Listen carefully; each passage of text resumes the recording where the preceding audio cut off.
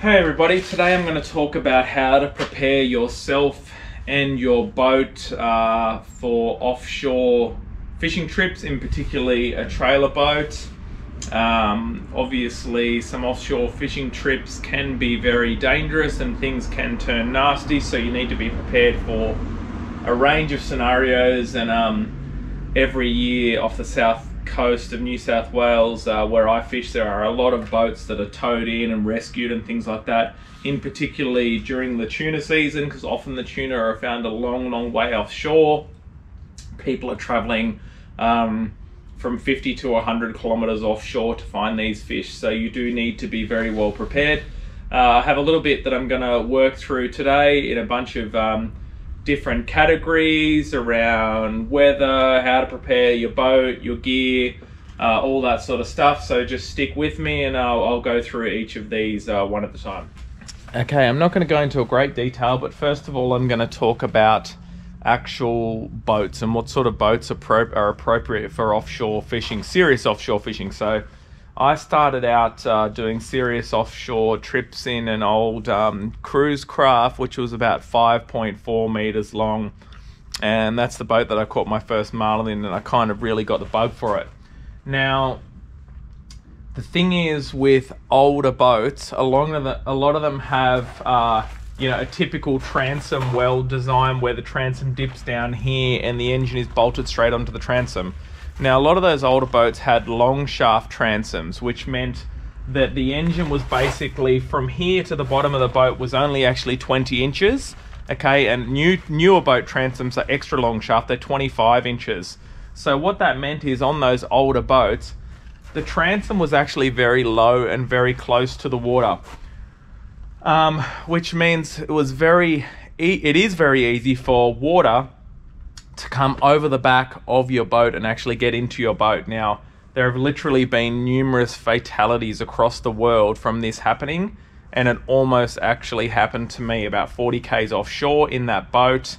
Had a bunch of water come over the back of the boat and filled the boat full of water, and the boat was only inches above the water, and it all happened very quickly and we could have sunk and lost our lives. So be careful is all I will say. I do not like long shaft boats for serious offshore fishing. I prefer extra long shaft. If you do have a long shaft boat, the main area that the water is going to come through is basically on the inside of your transom, where all the cables and things go through. They normally go through a hole on the inner edge of your transom, your spill tray. Now that will be the lowest point where water will enter your boat. So the best thing you can do is try and seal up that hole as best as possible, which I did to my boat after that point, and I never had an issue again. So look, my point is, make sure your boat is an appropriate boat for serious offshore work. It should be over 5 meters, preferably over 6 meters. Make sure you've got a good modern outboard engine, which is fully serviced and up to date. Like, I've broken down numerous times offshore with old outboards and things like that, and it's just something that I don't risk anymore, to be honest. So I've been fortunate enough to pretty much rescue myself in every single scenario I've had, including the time that I ran my previous barcrusher into a reef at speed, no joke. So I've been in a lot of situations, and now I take it very seriously. Now, another thing just quickly on boats, you need to know your boat. So it's important to know every single thing about your boat. And no joke, when I get any new boat, I look over it thoroughly. I look at every single wire, every single switch, every single fuse, and I make sure that I have spares for every single thing that is perishable on the boat. So if you have fuses up behind your dashboard or anything like that, I have spares for every single one of those fuses, okay? I take some spare fuel line, because I've had fuel lines split on me and I've run out of fuel before, and clamps for fuel line. I take a small toolkit, so I'm able to actually undertake minor repairs out on the water. So you really do need to know your boat. I'm not saying you have to be a mechanic, but something as small as a fuse can turn a good day into a really bad day. So another thing is I have 2 marine radios, 1 VHF, 1 27 meg for a bit of backup. Obviously we also have mobile phones on board, and you've got your GPS and chart plotter unit, which is pretty standard these days. And make sure you have the ability to charge phones and things like that, and GoPros and stuff like that. So yeah, in a nutshell, have a safe boat, know your boat, make sure it's really well maintained. Don't even think of going out if there are things going on with it. And if you have done some recent maintenance to it, do a bit of a test in the river or in the bay first before you risk it. Yeah. Okay, so the next thing I want to talk about is basically doing a stock take of your boat before you go out. So what I do is, this is a couple of weeks before my next trip, I go over my entire boat, no joke, and I make sure that I've got everything I need and everything is back in its position. So let me just give you a quick example. In this drawer, I have a bunch of hooks and things in here, and I know they're in there. Okay, in the second drawer here, I hold things like knives, tools, etc. I've got my box there with live bait jigs, hard body lures. I've got some trolling lures and soft plastics. I've got a bunch of leader down there. I've got jigs, hooks, sinkers in here. And I literally, what I do is I go through the whole lot. I do a stock take and I work out what I'm missing, what I may have lost last trip, and I physically go and buy every single thing that I'm missing. And I even have spares. I have a bunch of spares of lures and things all up in the front of the cabin.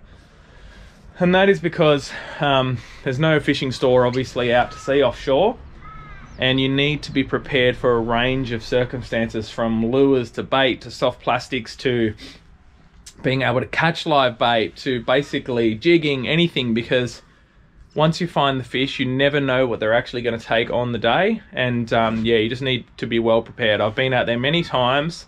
I've found fish, they weren't going for what I had, and I basically missed the fish. So do a stock take on your boat, make sure it's fully stocked. I know it costs money, but it will prove invaluable when you're actually out on the water. Now, obviously also, as part of that, you want to rig up all your rods. So I rig as many rods as possible and store them all away with leaders, snap swivels, whatever.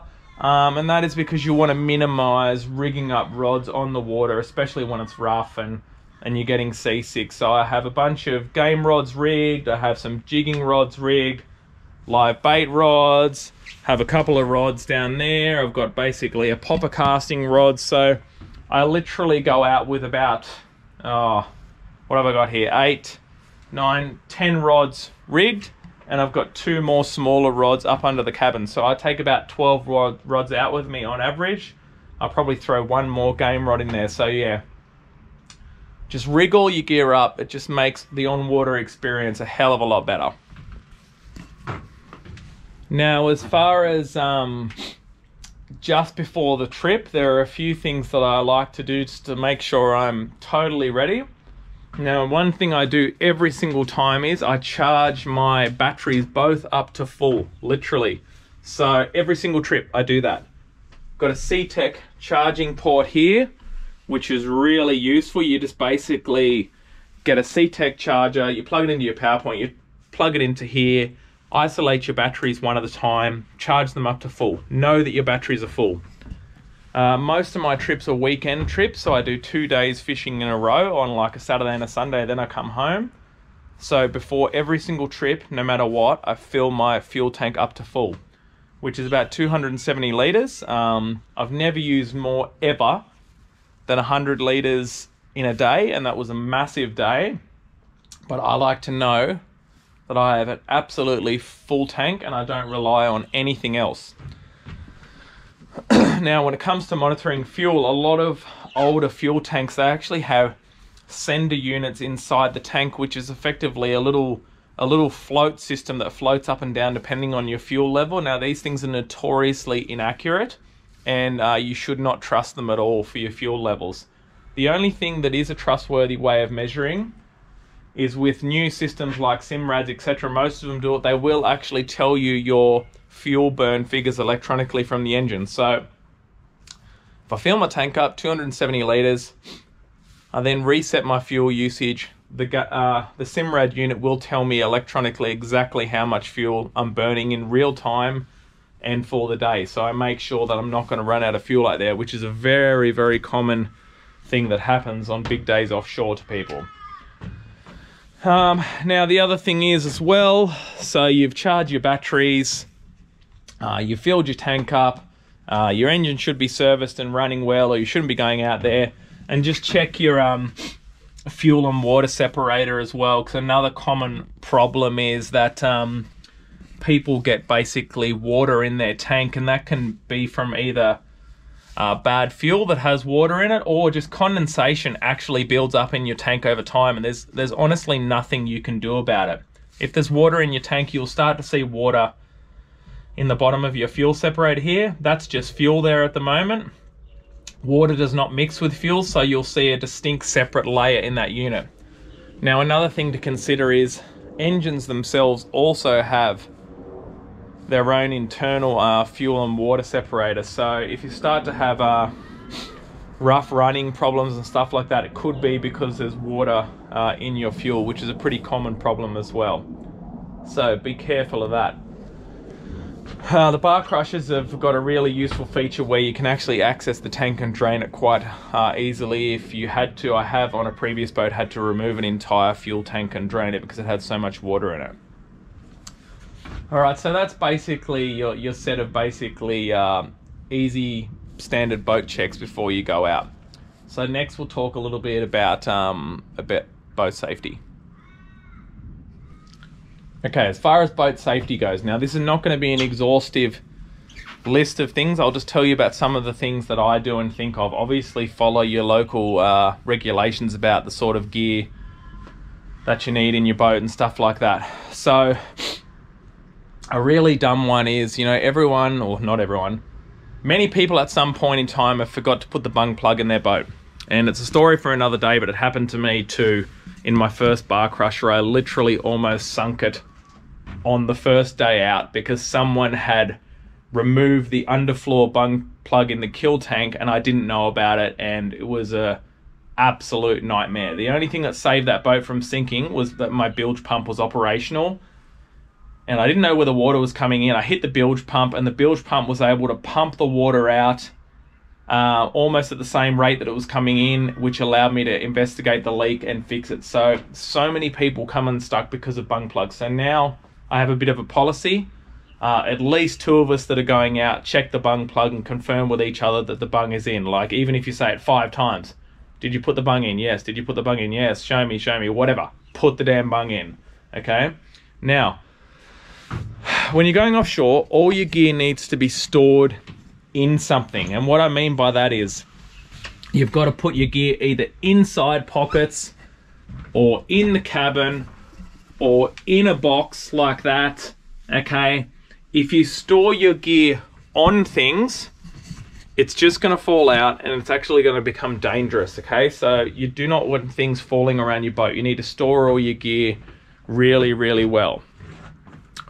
Now, as far as being safe out on the water, in New South Wales, we have Marine Rescue, and for a small fee, you can join the Marine Rescue Boat Club. And what that basically means is they will give you a login and a call sign, and you can radio in each trip, and they will basically keep an eye on you while you're out there as far as tracking you via a mobile app. So there's an app called New South Wales Marine Rescue, and you can log on with, Marine Rescue. You can log on through that app and they will actually track you every 30 minutes while you're offshore. So you sort of say, this is where I'm putting in, this is my rough destination, this is when I'm coming back, this is how many people I have on board. And look, I do that every single offshore trip. It makes me feel a hell of a lot safer, and for the small investment into that, it's a really good thing. And you have to understand that the people that work for most of these marine rescue services are actually volunteers,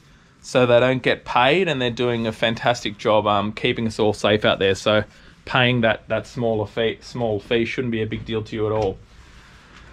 Now, another thing I do is I always tell someone on shore where I'm actually going. So I generally have a destination. So, you know, I'll tell my wife, okay, I'm going fishing to Montague Island, or I'm going out to the Maruya Canyons, or the Montague Canyons, or Montague Seamounts, or just going out to this particular reef. Tell people where you're going, log on. It's to Marine Rescue. It's important people know where you are. Now, weather is the biggest thing for safety to me. Now, you really need to know the limits of your own capability and the limits of your boat. Now, and you need to know how to read weather forecasts. Now, I use a range of different things. So I use, which is free, I use the Willy Weather app, I use the Fish Ranger app, and I also use the BOM website. So I correlate the information that I find on all three of those places and determine whether it's going to be safe for me to go offshore or not. So I'll be looking at things like the swell, the wave height, the wind speed and direction. Now, I'm not particularly bothered about a large swell, to be honest, if the swell period is far apart. So what I mean by that is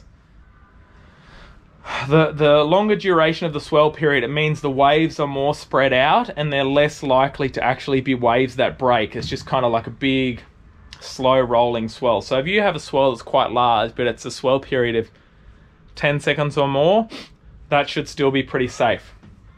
But it's wind chop that I really hate. So wind chop and wind waves are very, very dangerous, and they also make for a very uncomfortable day offshore. So I have a bit of a principle now. I have chanced it a few times where I've seen a forecast, for example, where it was fine kind of all morning, and then at like midday it was going to blow up really rough. So I thought, oh, as long as I go offshore and I'm back before midday, I'm going to be fine.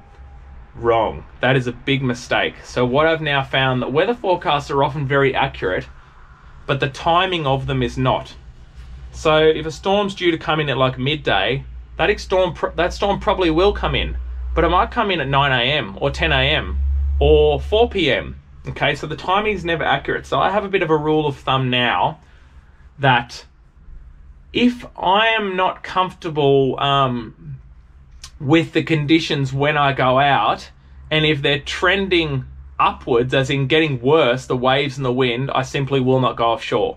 But if I go out there and I'm comfortable enough and I know the forecast is trending down, the winds are due to back off and the waves are due to back off, in regardless of whatever time frame, I will go out there and I will take the risk. So that is a rule of thumb of what I feel works. I'll definitely go offshore if I feel the weather is going to improve. Now, I'll go out in some pretty rough conditions. It never probably looks like it in the videos because the videos never really do the ocean justice. But yeah, look, just be really, really careful with the weather, please, and just know your boat basically, and know your capabilities. Okay, so the time has come to go out. The time has come to get on the water. So double check those bungs. I'll say that again. Also check sea surface temperature charts. So I subscribe to RIP charts, and I've talked about that in another video, but basically there's no point just going out in the ocean and driving around in circles. That is actually an unsafe thing to do, because you want to minimize your time on the water, maximize your time catching fish, and minimize the amount of fuel you burn as well. So look, on the day or the night before, check out RIP charts, look for sea surface temperature breaks, look at the currents, look at the altimetry, which is upwellings and downwellings of the ocean. Try and go to an area where there's an upwelling or an area in between an upwelling and a downwelling. So have a plan is my point of where you're actually going. Double check the weather apps again and make sure the weather is acceptable and trending at least the same or down, but not worse. Now, obviously everyone should be wearing a life jacket crossing a bar. Offshore, I like everyone to wear a life jacket at all times. If you're wearing an inflatable life jacket, they're really not a big deal. Please just keep the life jacket on the entire time out there. It's just so many lives could have been saved by wearing life jackets, honestly. Now, also, if you're not confident in the local area and you don't know the bar too well or what's around too well, I recommend you boat during daylight hours. So between, you know, dusk and dawn, until you become more confident. Obviously communicate with people out there. If you know other people on the water, either log on with Marine Rescue or use the app like I do. And look, apart from all that, you can do all the preparation in the world and you can read all the weather forecasts in the world, but when you get your boat out past the heads, sometimes it can be a lot rougher than what is expected, and it often actually happens. Okay, so you get out there, weather forecast says it's all going to be good, and you get out there and it's just not, and you get nervous and you're a bit worried, and your crew is a bit worried. And if that happens to you, just turn around. Honestly, there's always another day. Don't risk it. Just turn the boat around, fish inshore, fish up a river, whatever. There's always another day to go fishing. It's not worth risking your life over a fish. And look, another thing, just wrapping up, be very careful of things in the water. Okay, so during this season off New South Wales, it's our annual kind of migration of whales south to north, and there's a hell of a lot of whales out there, and a lot of them, especially like the humpbacks, are not at all shy. They will come right up to your boat. They can be quite aggressive. They have scared the hell out of me before. Didn't even know they were there. Next minute, one breaching right next to the boat, bang, dropping next to us. Last season, I almost hit a massive whale. Not sure what it was. It was, you know, 15, 18 meters long, probably 40 tons of animal, heading offshore at about 40, 50 k's an hour.